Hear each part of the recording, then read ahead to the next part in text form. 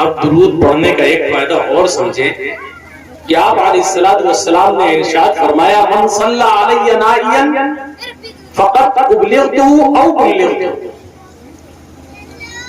ومن صلی علی عند قبری فقط سمعتہ،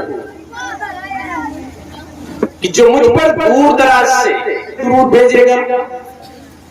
مجھ تک وہ درود پہنچایا جاتا ہے۔ سیاحین ملائکہ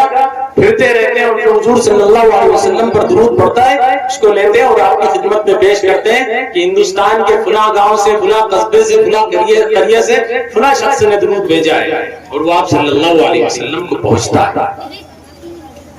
اور آپ نے فرمایا ومن صلی علی عند قبری فقد سمعتہ، جو میرے روضے پر آ کر کے حاضر ہو کر کے مدینے میں آ کر کے درود پڑھتا ہے تو میں اس کو سنتا ہوں۔ آپ صلی اللہ علیہ وسلم اس کو سنتے بھی ہو